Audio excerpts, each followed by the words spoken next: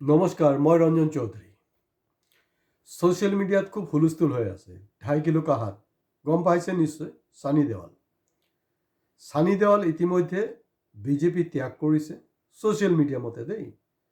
সঁচা মিছা মই নাজানো, আপোনালোকে নিশ্চয় দেখিছে। বিৰোধী খুব উৎফুল্লিত হৈছে। যেনে ছানী দেৱালে 2.5 কিলো কাহাত, এই দামিনী পিকচাৰটো নিশ্চয় মনত আছে আপোনালোকৰ, সেই ফিল্মৰ ডাইলগ। তেওঁ যোনটো কৈছে, এইটো মানে এটা গুণ্ডা মাৱালীৰ পাৰ্টি হয়, অমুক তমুক কিবা কিবি আছে, আপোনালোকে চাই ল'ব।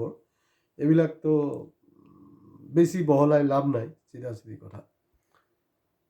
কিন্তু মানে মূল কথাটো যদি বুজিবলৈ হয়, তেতিয়াহ'লে তাত সাৰাংশ সেইটোৱে, মানে এইটোৱে তাত আছে ছ'চিয়েল মিডিয়াত। সেইটো ফেক হয়, সঁচা হওক, সেইটো পিছৰ কথা। এই জুবিনে কোৱা নাছিলে জানো, বিজেপিটো মানে বতলা পাৰ্টি, ভোট নিদিব, কৈছিলে নাই? মানে ঘূৰাই পকাই মিনিংটো সেইটোৱে। তো শেহতীয়াকৈ আমি যোনটো চেক কৰিলোঁ, দেখা গৈছে যে ছানী দেৱালৰ এইটো যোনটো ছ'চিয়েল মিডিয়াত ভাইৰেল হৈ আছে, এইটো ফেক, এইটো সঁচা নহয়। সঁচা নোহোৱাৰ সম্ভাৱনাটো বেছি। কাৰণ ছানী দেৱাল চাব, ফিল্মততো একদম পূৰা হিৰো, এই ডাঙৰ ডাঙৰ গুণ্ডা ডকাইতক সি ঢিলা কৰি দিয়ে, মাৰি পেলায়। কিন্তু যেতিয়া সি পাৰ্লামেণ্টৰ মেম্বাৰ আছিলে, মেম্বাৰ থাকোঁতে একদিনো তাৰ হিৰোগিৰি দেখিছে নেকি কওকচোন? মোৰ চকুততো পৰা নাই। মোৰ অৱশ্যে চকু বেয়া, কিন্তু আপোনালোকৰ চকুতো নিশ্চয় পৰিছে চাগে।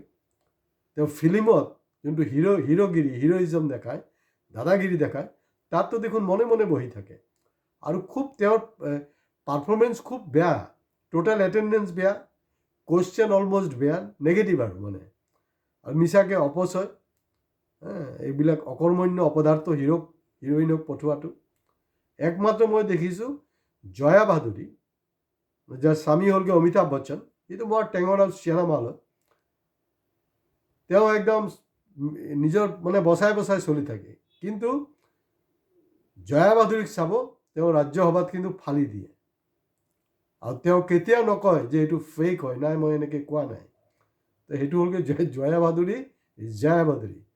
অমিতাভ বচ্চন এইসব মেগা ষ্টাৰ ফিষ্টাৰ পকৱাছ আৰু এইবিলাক এনেই হিৰোগিৰি। এতিয়া যে দেশত ইমান যে উৎপাত হৈ আছে, ইমান যে ঘটনা হৈ আছে, ক'ত অমিতাভ বচ্চনটো নিমাত দেখোন। ঠিক আছে, তেখেত এম পি নহয়, তেওঁৰ পত্নীটো কিন্তু পূৰা দি আছে।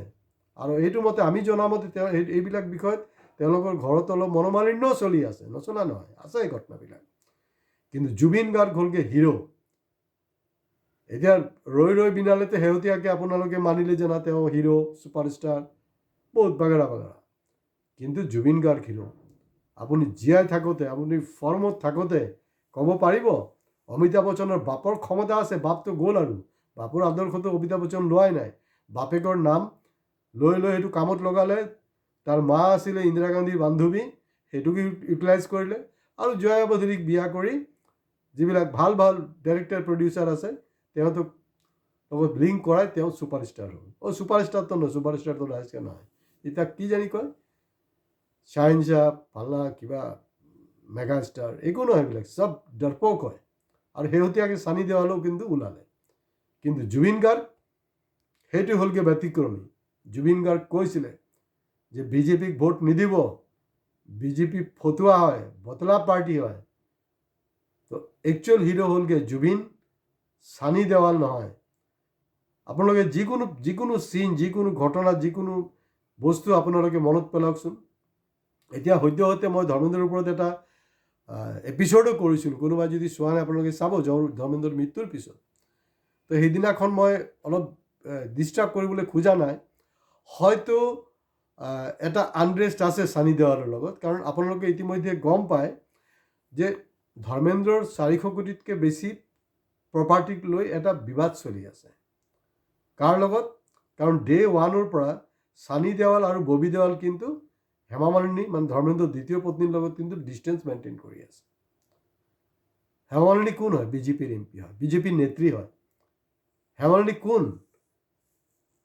যিগৰাকীয়ে 3 তালাক নামানে, যি আইন আনিছিলে নহয়, তাক উল্লংঘন কৰি, তেনেকৈ মই কেঁচু খান্দোতে সাপ ওলাই যাব, মই তেনেকুৱা বহু এক্সাম্পল দিব পাৰিম যে বিজেপিৰ নেত্ৰী কিন্তু এনেই আপোনাৰ 3 তালাকৰ হেৰি বনাই মুছলমান মহিলাক বুৰ্বক বনালে, কিন্তু নিজে ধৰ্মেন্দ্ৰৰ আগৰ পত্নীৰ লগত ডিভোৰ্চ নিদিয়াকে কিন্তু বিয়া কৰিছিলে।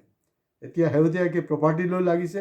হয়তো এনেকুৱা হ'ব পাৰে, কাৰণ তাৰ দম নাই, কৈছে হয়তো, কোৱাৰ পিছত এতিয়া হয়তো বেক গিয়াৰ মাৰিছে, কাৰণ তেওঁতো হিৰো নহয়। হিৰো হ'ল জুবিন। জুবিন জিন্দগীত বেক গিয়াৰ মৰা নাই। যেতিয়া সি কথা পাতিছে বিন্দাছ কৈছে, খোলাখুলিকৈ কথা পাতিছে। এইটো হ'ব পাৰে যে এই যে তেওঁলোকৰ যে প্ৰপাৰ্টি লৈ এটা কোল্ড ৱাৰ চলি আছে, হয়তো হেমা মালিনীক বিজেপিয়ে হেৰি কৰি আছে, হেল্প কৰি আছে, সেইটো কাৰণে তেওঁৰ লগত এটা ক্লেছ হ'ব পাৰে, হয়তো তেনেকুৱা কথাবিলাক আছে।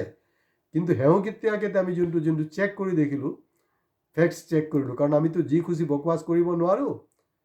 আমি এই 5 ছেকেণ্ড 1 মিনিটৰ ভিডিঅ' নকৰোঁ, অলপ সময় লাগে, কিন্তু খুব বেছি দীঘলীয়া নহয়। গতিকে এতিয়া জুবিনৰ ন্যায় চ্যায় এইবিলাকতো হ'বই। দেখা যাব যে 2026ত জুবিনৰ সেই কথাটো যে বিজেপি বদলা পাৰ্টি, বিজেপিক ভোট নিদিব, জুবিন অৰণ্যাগী আৰু আমাৰ তথাকথিত অসমীয়াখিনিয়ে কিমান ভোট বাকচত বা EVM-ত সেইটো ফলপ্ৰসূ কৰে।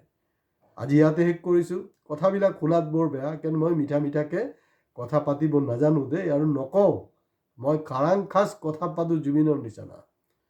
গতিকে আপোনালোকে ভিডিঅ' ভাল লাগিলে শ্বেয়াৰ কৰিব, বেয়া লাগিলে শ্বেয়াৰ নকৰিব।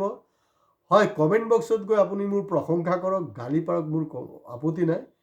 কিন্তু এটলিষ্ট মোৰ যিবিলাক অলৰেডি এক্সিষ্টিং ছাবস্ক্ৰাইবাৰ আছে, ভিউৱাৰ্ছ আছে, তেওঁলোক এটলিষ্ট লাইক বটম এটা দবাই দিব। নমস্কাৰ।